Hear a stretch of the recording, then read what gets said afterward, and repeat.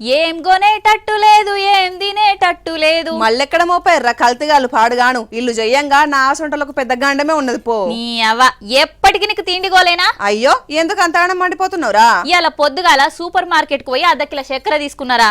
నాకు అర్థమైంది, తూకంలో మోసం జరిగింది కదా. మన లేజర్ కళ్ళను మోసం చేసే మిషన్ ఇంకా ఉట్టలేదు బుజ్జమ్మ. మరి చక్కెర కలర్ తక్కువైందని కన్నర చేసినవా?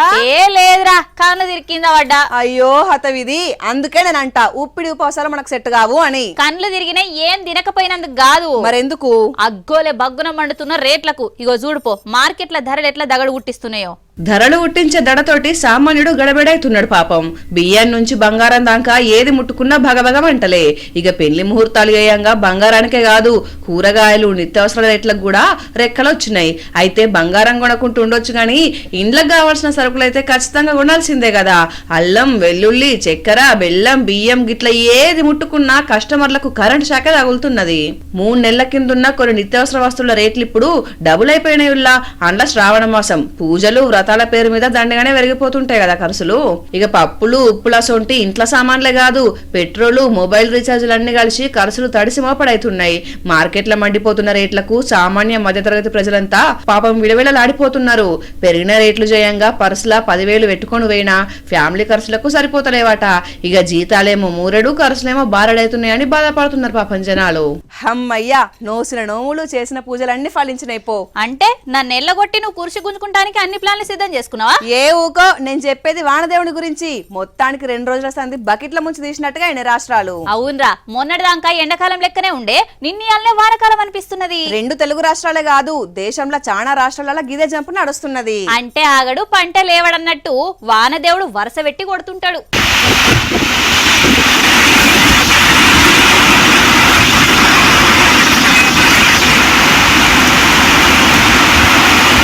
ఉత్తరాన ఊపి కొట్టింది, దక్షిణాన దంచి కొడుతున్నది. రాడాయ అంటే మొన్న రాత్రులు అందుకున్నాడు. కుమ్ముడు గుమ్మితే దెబ్బకు రోడ్లు, కుంటలు జలమయమైనాయి. ఎర్రగా మెరిసిన హైదరాబాద్ లా 2 రోజులకెంచి జరుడుకపోతే తగ్గింది. ఊపిరి వీడ్చుకున్నట్టయింది. పంట పొలాలకు జరపానం వచ్చినట్టయింది.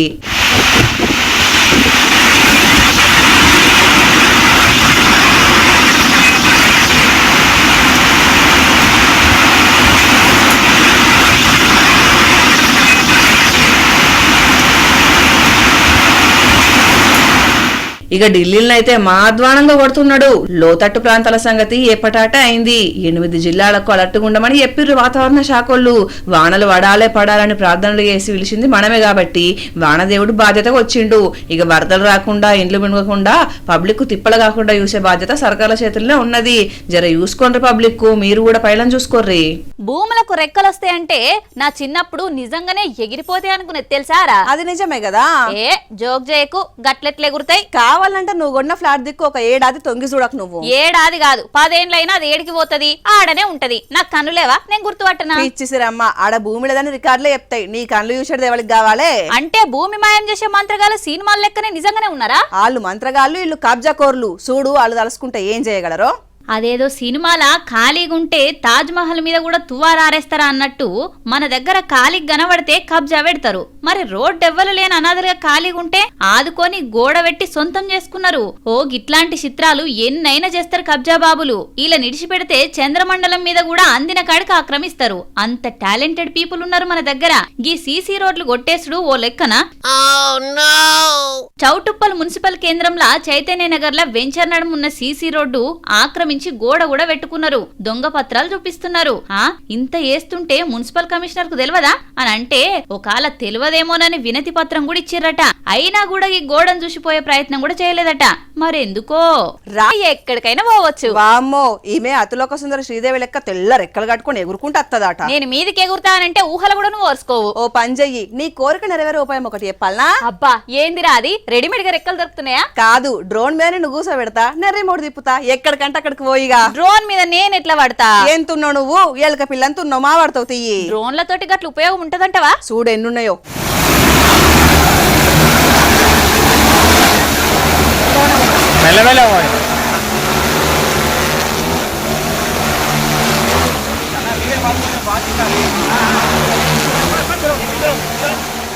కరెంటు పని అంటేనే కత్తి మీద సాము. ఇసొంటి మిషన్ సౌలతులొస్తే కొద్దిగా అలకగైతాయి కదా పనులు. ఇప్పటిదాకా డ్రోన్లతోటి పంటలకు మందులు కొట్టే పనులు ఏపిచ్చింది కదా, ఇక ఇప్పుడు కరెంటు పనులల్లా కూడా వాడుతున్నారు. సిద్దిపేట పెద్ద రోడ్డు తంగలపల్లి కాడ తీగలు గుంజుదామనంటే చెరువు మీదంగా లైన్ గుంజవలసి వచ్చింది. వానలకు షేర్లు నిండే. పాత పద్ధతులు వాడాలంటే కష్టమైతదని డ్రోన్ తోటి ప్రయోగం చేసిర్రు. సక్సెస్ కూడా అయినరు. 200 మీటర్ల దూరం విజయవంతంగా గుంజిండ్రు. ఇదే పని మనుషులు చేయాలంటే చాలా శ్రమ పడాలి. కొన్ని పనులు మిషన్లకే అప్పచెప్తే మంచిగుంటది కదా. గంటల తరబడి శ్రమపడి చేసే పని డ్రోన్లు వాడితే చూస్తుండగానే అయిపోయాయి. ముఖ్యంగా ఈ వానకాలంలో గిట్లాంటి పనులు అంత ఈజీ కాదు. మొత్తానికి టెక్నాలజీ వాడుకునే రీతిలో వాడుకుంటే చాలా లాభాలుంటాయి.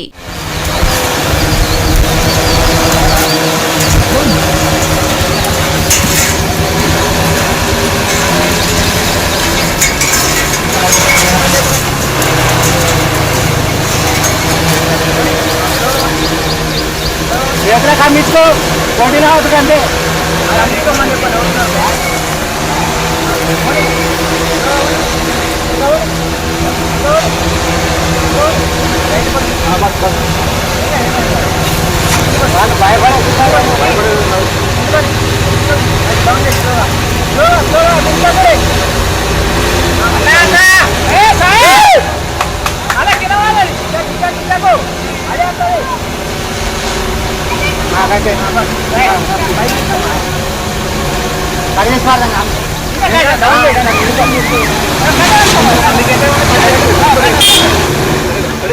ఒక అమ్మకు సుఖం వస్తే ముఖం గడగ తీరలేదట తెలుసా? అంతేగారా, సుఖం వచ్చినాక ముఖం కడుకునే తందుకు కూడా పని మనిషినో మిషన్నో పెట్టుకుంటారు. ఈ రోజుల జనం భలే అలకటి పనులు దోలాడుకుంటున్నారు. మరి ఈ కాలంలో కూడా ఎక్కువ శ్రమ పడితే తెలివి తక్కువ అంటారు తెలుసా? నువ్వు కూడా అంతే కదా, కూసున్న కానే కూరలు అమ్ముతావు. అంతే మరి, కాలు బయట పెట్టాల్సిన పనేమున్నది. ఒక అప్పటి రోజులు వేణయమ్మా, మా ఊర్లో మా బాపు కూడా కాలు బయట పెడతలేడు. ఈడ బుక్ చేస్తే ఆడ తలుపు తీసి ఆర్డర్ తీసుకుంటుండు. నిజమే, ఊర్లలో జనం కూడా కాలు బయట పెట్టుడు కాదు, కింద పెడతలేరు. నీకో వార్త చూపెడతా చూడుగటు.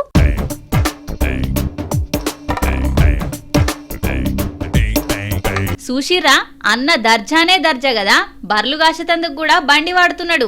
అది కూడా కాలు కింద పెట్టకుండా ఎట్లా దోలుకుంటూ పోతున్నాడు చూడురి. పల్లెలు మారాలే, మారుమూల జనాల జీవనం మారాలని కోరుకున్నాం. నిజంగానే మారినట్టు కొడుతున్నది. బండి మీద పోయి మేపుతున్నాడంటే పెండ తీసేతందుకు, దొడ్డి క్లీన్ చేసేతందుకు రోబోలు వాడతాడు కావచ్చు ముందు ముందు. రైతులకి ఇట్లా డెవలప్ అవ్వడు చూస్తుంటే సంతోషం అనిపిస్తున్నది.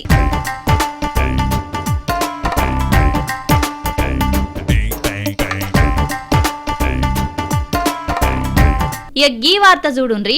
ఓడలు బండ్లు ఓడలంటే గిదే కావచ్చు. రైతులేమో బండ్లేసుకొని బర్లు కాస్తుంటే గీనే చూడుండ్రి సైకిల్ మీద తిరుక్కుంటా అభివృద్ధి పనులు అబ్జర్వ్ చేస్తున్నాడు. సిద్దిపేట నుంచి బస్వాపూర్ డంప్ యార్డ్ దాకా 14 కిలోమీటర్లు సైకిల్ దొక్కుంటా తిరిగిండు.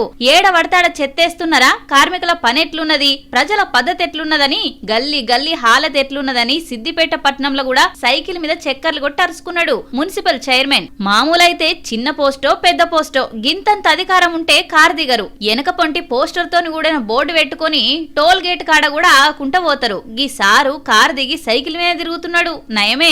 రాకెట్ల పుణ్యానికి సెలవు పెడుతున్నావా బుజ్జి? ఎందుకు, పండుగ రోజు కూడా ప్రశాంతంగా ఉండని ఎవనన్ను? అయ్యో, నిన్నేదో రాశిరంపాన పెట్టినట్టే ఫీల్ అవుతానవుగా. ఉన్నమాట కదా నేను అన్నది. ఇక జాల్తి మన ఆడియన్స్ ఇంటే నిజమే అనుకుంటారు. వాళ్ళు రోజు చూస్తలేరా నీ గయ్యాలు గంపేశాన్ని? ఇంతకు నీ సంగతి ఏంది మరి? నేను పండుగ నాడు పొద్దుగాల పోయి మాపటిల్కి వద్దామని అనుకుంటున్నా. ఎట్లా పోతున్నావు మరి ప్రయాణం? బస్సులా సర్కారు వాళ్ళు ఇచ్చిన ఫ్రీ బస్సు పథకం ఉండంగా మనకెందుకు టెన్షన్ దండగా? అబ్బర కొడుకో, బస్సున్నా గీ నడమైతున్న టక్కర్లు యుత్తలేవా నువ్వు? అయ్యి ప్రైవేట్ ట్రావెల్స్ రా, ఆర్టీసీ ప్రయాణమే సురక్షితం. మరి మహారాష్ట్రలో ఎందుకు గిట్లయింది? దారం తగిన పతంగి చెట్ల కొమ్మకు తట్టుకున్నట్టు పిట్టగొడకు ఢీ కొట్టి లోయ అంచనా ఆగిపోయింది మహారాష్ట్రలో ఆర్టీసీ బస్సు. అమ్మర బాబు, ఏ మాత్రం ఏటమటమైనా ఒక్కలు కూడా దక్కగా పోదురు. అగ చూడుర్రి, పాపం బతుకు జీవుడా అనుకుంటా బస్సులకేం చెట్ల బయట దునుకుతున్నారు ఒక్కొక్కరు. ఛత్రపతి సంభాజీనగర్ నుంచి సూరత్ కు 59 మంది ప్రయాణికులతోటి పోతున్న ఈ బస్సు జల్గావ్ జిల్లా కన్నడ్ ఘాట్ కాడ ప్రమాదానికి గురైంది. ఇక బస్సులో స్టీరింగ్ సిస్టమ్ పనిచేయకపోయే వరకు డ్రైవర్ మొత్తం కంట్రోల్ తప్పిండట. ఇంత ఘాట్ రోడ్డు మీద ఉన్న పిట్టగొడ టక్కర పెట్టి అట్లనే లోయ కొసాకరకు వచ్చి ఆగిపోయింది.